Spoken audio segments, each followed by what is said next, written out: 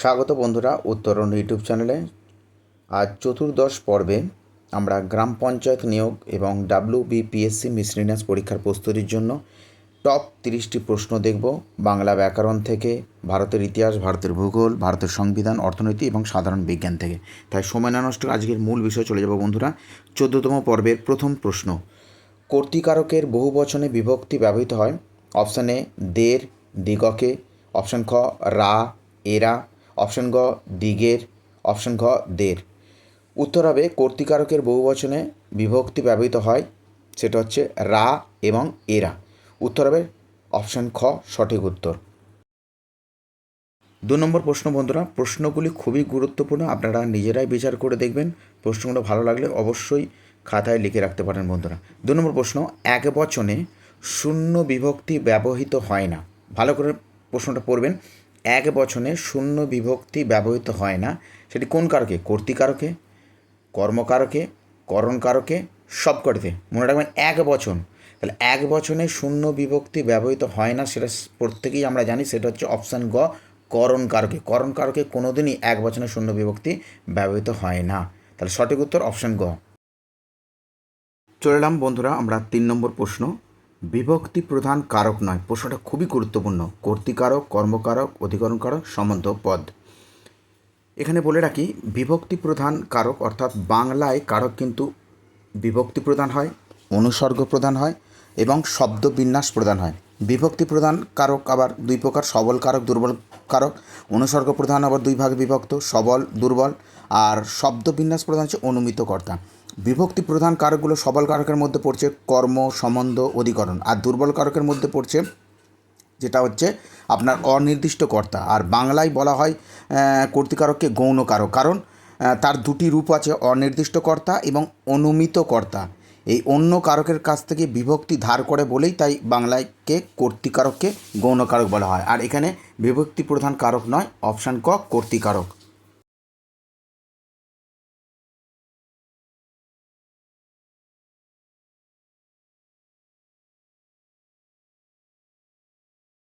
চলে এলাম বন্ধুরা আমরা 4 নম্বর প্রশ্ন, ভিভিআই। প্রশ্নটা খুবই গুরুত্বপূর্ণ। বিভক্তি প্রধান কারক কর্তৃকারক, করণকারক, অপাদানকারক, অধিকরণকারক।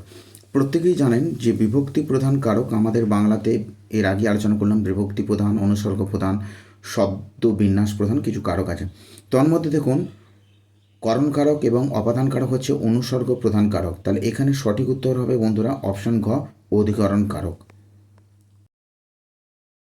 চলে এলাম বন্ধুরা 5 নম্বর প্রশ্ন, অনুসর্গ প্রধান কারক কর্তৃকারক, করণকারক, অধিকরণকারক, কর্মকারক। প্রত্যেকেই জানেন যে অনুসর্গ প্রধান কারকগুলি হচ্ছে, যেটি হচ্ছে আপনারা প্রত্যেকেই জানেন, সেটা হচ্ছে করণকারক, অপাদানকারক, করণকারক। আর এখানে যেহেতু করণকারক আছে তাহলে উত্তর হবে অপশান খ করণকারক। চলে এলাম বন্ধুরা আমরা 6 নম্বর প্রশ্ন, বাংলায় গৌণ কারক বলা হয় কর্তৃকারককে, কর্মকারককে, করণকারককে, অপাদানকারককে। বাংলায় গৌণ কারক বলা হয়, প্রত্যেকেই জানেন, সেটা হচ্ছে অপশন ক কর্তৃকারকে। কেননা কর্তৃকারক অন্যান্য কারকের কাছ থেকে বিভক্তি ধার করে বলেই তাই কর্তৃকারককে বলা হয় বাংলায় গৌণ কারক, এবং এটি হচ্ছে দুর্বল কারকের উদাহরণ। তাহলে উত্তর হবে অপশন ক কর্তৃকারক। 7 নম্বর প্রশ্ন, আধুনিক দৃষ্টিতে বাংলা কারকের শব্দবিন্যাস প্রধান ধারা। প্রত্যেকেই জানে যে বাংলায় কারক সাধারণত বিভক্তি প্রধান হয়, অনুসর্গ প্রধান হয় এবং শব্দবিন্যাস প্রধান হয়। এখানে বলা হচ্ছে আধুনিক দৃষ্টিতে বাংলা কারকের শব্দবিন্যাস প্রধান ধারা অনুমিত কর্তা, অনির্দিষ্ট কর্তা, উহ্যকর্তা, উক্তকর্তা। এখানে হবে অপশন ক অনুমিত কর্তা সঠিক উত্তর। চলে এলাম পরবর্তী প্রশ্ন 8 নম্বর প্রশ্ন, বিভক্তি প্রধান কারকের দুটি বিভাগ। অপশন ক শূন্য পূর্ণ, অপশন খ সবল ও দুর্বল, অপশন গ অনুসর্গযুক্ত ও অনুসর্গহীন, অপশন গ একক ও যৌথ। বিভক্তি প্রধান কারকের দুটি বিভাগ হলো অপশন ক সবল ও দুর্বল। সবল কারকের মধ্যে প্রত্যেকেই জানেন সেটা হচ্ছে আপনারা এক কর্মকারক, সম্বন্ধপদ এবং অধিকরণ কারক হলো সবল কারকের উদাহরণ। আর দুর্বল কারকের মধ্যে হচ্ছে অনির্দিষ্ট কর্তা, করণ এবং অপাদান। 9 নম্বর প্রশ্ন বন্ধুরা, আধুনিক মতে বাংলায় বিভক্তি প্রধান একটি সবল কারক। বিভক্তি প্রধান একটি সবল কারকের উদাহরণ চেয়েছে, কর্মকারক, কর্তৃকারক, করণকারক না অপাদান কারক। প্রত্যেকেই জানেন যে করণকারক, অপাদান কারক হচ্ছে এগুলো দুর্বল কারকের উদাহরণ, কর্তৃকারক হচ্ছে দুর্বল কারকের উদাহরণ, সবল কারক হচ্ছে কর্মকারক, আর কাকে বলা হয়? অধিকরণকারক সম্বন্ধ পদকে। এখানে যেহেতু কর্মকারক অপশানে আছে, তাহলে উত্তর হবে অপশন ক, কর্মকারক। 10 নম্বর প্রশ্নে চলে এলাম বন্ধুরা। আধুনিক মতে বাংলায় বিভক্তি প্রধান একটি দুর্বল কারক। দুর্বল কারকের উদাহরণ হচ্ছে অপশন ক কর্মকারক, অপশন খ সম্বন্ধকারক, অপশন গ অধিকরণকারক, অপশন খ অপাদানকারক। বলে রাখি, এর আগে আলোচনা করেছি কর্মকারক, সম্বন্ধ পদ এবং অধিকরণকারক হচ্ছে এটি সবল কারকের উদাহরণ। একমাত্র করণকারক, অপাদানকারক হচ্ছে দুর্বল কারকের উদাহরণ। তাহলে উত্তর হবে এখানে অপশন গ, অপাদানকারক। চলে এলাম বন্ধুরা 11 নম্বর প্রশ্ন ভারতীয় ভূগোল থেকে। কোন রাজ্যে মহেন্দ্রগিরি শৃঙ্গটি অবস্থিত? অপশন ক উত্তরপ্রদেশ, অপশন খ অন্ধ্রপ্রদেশ, অপশন খ গুজরাট, অপশন খ এদের মধ্যে কোনোটি নয়। মহেন্দ্রগিরি শৃঙ্গটি অবস্থিত উড়িষ্যা রাজ্যে, যেটি পূর্বঘাট পর্বতমালার একটি অন্যতম পর্বতশৃঙ্গ। এটি উড়িষ্যার দ্বিতীয় একটি উচ্চতম পর্বতশৃঙ্গ। তাহলে উত্তর হবে অপশন খ এদের কোনোটি নয়। 12 নম্বর প্রশ্ন, নিম্নে উল্লেখিত কোন রাজ্যটিতে এলাকার শতকরা হিসেবে সবচেয়ে বেশি পরিমাণ বনভূমি আছে? অপশন ক আসাম, অপশন খ ত্রিপুরা, অপশন ক অরুণাচল প্রদেশ, অপশন খ এদের কোনোটি নয়। আসাম, ত্রিপুরা, অরুণাচল প্রদেশ এই তিনটি রাজ্য উল্লেখিত আছে। তাই এই তিনটি রাজ্যের মধ্যে সবচেয়ে বেশি শতকরা হিসেবে বেশি পরিমাণ বনভূমি আছে, সেটি হচ্ছে অপশন গ অরুণাচল প্রদেশ। সঠিক উত্তর অপশন গ অরুণাচল প্রদেশ। 13 নম্বর প্রশ্ন বন্ধুরা, নিম্নের কোন রাজ্যটির গোয়ার সঙ্গে কোনো সীমানা নেই? অপশন ক কর্ণাটক, অপশন খ মহারাষ্ট্র, অপশন খ গুজরাট, অপশন খ এদের কোনোটি নয়। উত্তর হবে বন্ধুরা, এখানে বলে রাখি গোয়ার সঙ্গে সীমানা আছে, কর্ণাটকেরও আছে, মহারাষ্ট্র আছে, একমাত্র নেই অপশন গ গুজরাট। তাহলে সঠিক উত্তর অপশন গ গুজরাট। 14 নম্বর প্রশ্ন, ভারতের কোন রাজ্যের একটি জায়গায় প্রাচীন ইতিহাসের ভারতের গুরুত্বপূর্ণ যুদ্ধটি হয়েছিল? অপশন ক পাঞ্জাব, অপশন খ মধ্যপ্রদেশ, অপশন গ গুজরাট, অপশন খ এদের কোনোটি নয়। কুরু পাণ্ডবদের মধ্যে যে 18 দিন ধরে যে মহাযুদ্ধ হয়েছিল মহাভারতে, সেটি হয়েছিল ভারতের অন্যতম রাজ্য হরিয়ানায়, যেটি এখানে অপশনের মধ্যে নেই। তাহলে এখানে সঠিক উত্তর হবে অপশন ঘ এদের কোনোটি নয়। 15 নম্বর প্রশ্ন, কোন রাজ্যের একটি শহরের নাম পেহেলগাম? অপশন ক পাঞ্জাব, অপশন খ উত্তরপ্রদেশ, অপশন খ জম্মু কাশ্মীর, অপশন খ এদের কোনোটিই নয়। এর উত্তরটা আপনারা কমেন্টে জানাবেন বন্ধুরা। আপনারা প্রত্যেকেই পারবেন। কিছুদিন আগে, বছরখানেক আগে একটা দুঃখজনক এখানে ঘটনা ঘটেছিল, তাই উত্তরটা আপনারাই কমেন্টে জানাবেন বন্ধুরা। চলে যাচ্ছি পরবর্তী প্রশ্নে। 16 নম্বর প্রশ্ন, কোন রাজ্যে সবচেয়ে বেশি নদী আছে? অপশন ক উত্তরপ্রদেশ, অপশন খ পশ্চিমবঙ্গ, অপশন ক কেরালা, অপশন খ এদের কোনোটা নয়। কোন রাজ্যে সবচেয়ে বেশি নদী আছে জানতে চেয়েছে। উত্তরপ্রদেশ, পশ্চিমবঙ্গ, কেরালা, তিনটি অপশন দেওয়া আছে বন্ধুরা। তিনটি রাজ্যের নাম উল্লেখ আছে। এখানে যদি বিচার করা হয় বন্ধুরা, উত্তরপ্রদেশে যদি প্রধান নদী বলা হয় সেখানে 31 থেকে 32টি। পশ্চিমবঙ্গে কিন্তু যদি বিচার করি সেখানে কিন্তু 33 থেকে 35টি। আর কেরালায় কিন্তু প্রধান ছোট বড় মিলিয়ে 44টি। তাহলে হিসাব মতো আমি যদি বলি নদীর সংখ্যা বেশি আছে ছোট বড় প্রধান, সেটা হচ্ছে কিন্তু কেরালা প্রধান হিসেবে, প্রধান নদী হিসেবে। আর যদি ছোট বড় খাল বিল এইসব মিলিয়ে যদি একবারে বঙ্গোপসাগর পর্যন্ত যদি নদী বদ্বীপ অঞ্চলকে বিচার করি, তাহলে সেখানে পশ্চিমবঙ্গ আবার এগিয়ে যাবে।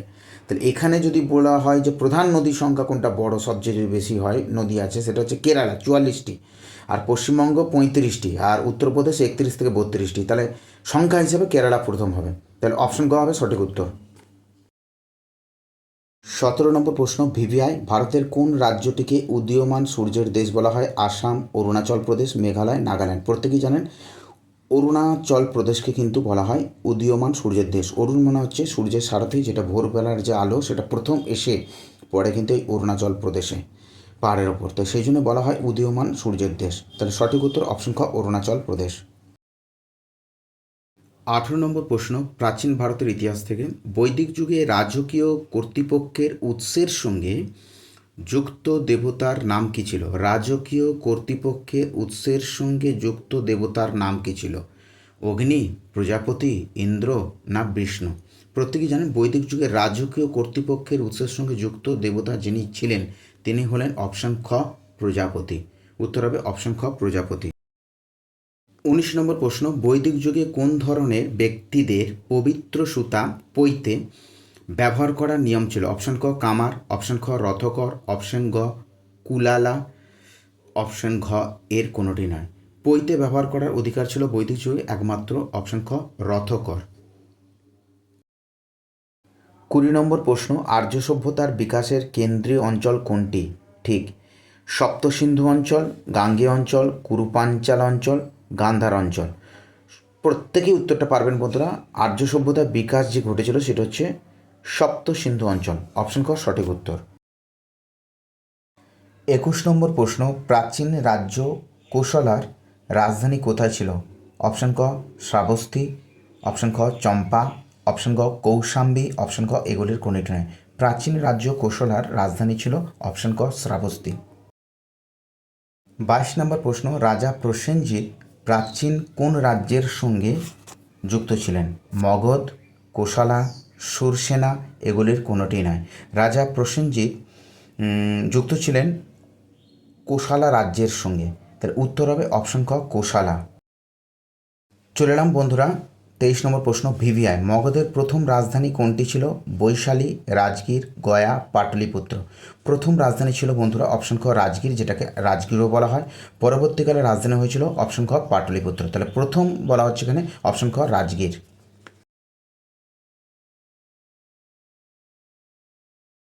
24 নম্বর প্রশ্ন, ভারতের অর্থনীতি থেকে খুবই গুরুত্বপূর্ণ ভিভিআই নিম্নের কোন ক্ষেত্রে কর্মীরা ভারতের অর্থনীতির অসংগঠিত ক্ষেত্রের সঙ্গে যুক্ত? লোহা ও স্টিল শিল্পের কর্মীরা, অপশন ক কয়লা ও খনির কর্মীরা, হস্ত তাঁত শিল্পের কর্মীরা, এদের কোনোটি নয়। বলে রাখি এখানে লোহা ও স্টিল শিল্পের কর্মীরা এবং কয়লা খনির কর্মীরা ফরম্যান, ভারতের অর্থনীতির সঙ্গে সংগঠিত এরা ফরম্যাল, কিন্তু হস্ত তাঁত শিল্পের কর্মীরা কিন্তু ইনফরম্যাল ভারতের অর্থনীতির সঙ্গে। তাহলে এখানে বলা হচ্ছে অসংগঠিত, তাহলে অপশান গ হবে সঠিক উত্তর। 25 নম্বর প্রশ্ন, IRDP প্রকল্পটি নিম্নের কোন ক্ষেত্রের সঙ্গে যুক্ত? ফুল ফর্মটি প্রত্যেকে জানেন, ইন্টিগ্রেটেড রুরাল ডেভেলপমেন্ট প্রোগ্রাম। শহর, গ্রাম, খনি, এদের কোনোটি নয়। রুরাল অর্থে আপনারা প্রত্যেকেই জানেন যে গ্রাম, এটি গ্রামের দরিদ্রসীমা মানুষদের উন্নয়নের জন্য একটি পরিকল্পনা। তাহলে সঠিক উত্তর অপশন খ গ্রাম। 26 নম্বর প্রশ্ন, ভারতের অর্থনীতি থেকে IDBI, IFCI, ICICI নিম্নের কোন ক্ষেত্রের সঙ্গে যুক্ত? কৃষি, শিল্প, পরিষেবা, এদের কোনোটি নয়। বলে রাখি এর সঠিক উত্তর হবে অপশন খ শিল্প। শিল্পের সঙ্গে IDBI, IFCI, ICICI এগুলি কিন্তু একটা দীর্ঘমেয়াদী ঋণ এবং সরকারি যে সহায়তা বা মূলধন বিনিয়োগ করে, সেটা বৃহৎ শিল্পের ক্ষেত্রে, সেটা লৌহ ইস্পাত শিল্প ক্ষেত্রে হতে পারে, মোটর গাড়ি নির্মাণ শিল্প ক্ষেত্রে হতে পারে, কিন্তু কৃষি পরিষেবা ক্ষেত্রে হয় না। আর তাহলে সঠিক উত্তর হবে অপশন খ শিল্প। 27 নম্বর প্রশ্ন, ভারতের তালিকাভুক্ত ব্যাংকগুলিকে কে নিয়ন্ত্রণ করে? UTI ব্যাংকের সম্মিলিত সংস্থা, RBI, এদের কোনো নয়। প্রত্যেকেই জানেন ভারতের তালিকাভুক্ত ব্যাংকগুলিকে নিয়ন্ত্রণ করে RBI, reserve bank of India. 28 নম্বর প্রশ্ন, সাধারণ বিজ্ঞান থেকে, রেটিনার কোন কোষের অক্ষমতার কারণে রাতকানা রোগ দেখা যায়? অপশান এ কোন কোষ, অপশান বি রড কোষ, অপশান সি দুটোই, অপশান ডি সবগুলোই সঠিক। প্রত্যেকেই জানেন সেটা হবে অপশান বি রড কোষ। 29 নম্বর প্রশ্ন, সালোক সংশ্লেষ কোথায় সৃষ্টি হয়? এটা অপশান বলার আর প্রয়োজন মনে করি না, অপশান এ ক্লোরোপ্লাস্টে। চলে এলাম বন্ধুরা আজকের অন্তিম প্রশ্ন, 14তম পর্বের আজকের শেষ প্রশ্ন, লবণাক্ত জলে জন্ম নেয় যে উদ্ভিদ? থ্যালোফাইট, হাইড্রোফাইট, হ্যালোফাইট, মেসোফাইট। প্রত্যেকেই জানেন যে লবণাক্ত জলে অর্থাৎ লবণাক্ত যে বনভূমি আমরা দেখতে পাই সুন্দরবন অঞ্চলে, সেটাকে আমরা বলি হ্যালোফাইট। থ্যালোফাইট হচ্ছে সমাঙ্গদেহী যে উদ্ভিদ, কাণ্ড, পাতা, মূল এগুলোতে বিভক্ত নয়, সমাঙ্গদেহী, তাদের থ্যালোফাইট বলা। হাইড্রোফাইট অধিক জলযুক্ত জলাশয়যুক্ত অঞ্চলে যেগুলো জন্মায়। মেসোফাইট অল্প জলযুক্ত অঞ্চলে যেসব গাছগুলো জন্মায় তাকে মেসোফাইট বলে। তাহলে এখানে সঠিক উত্তর অপশান সি হ্যালোফাইট।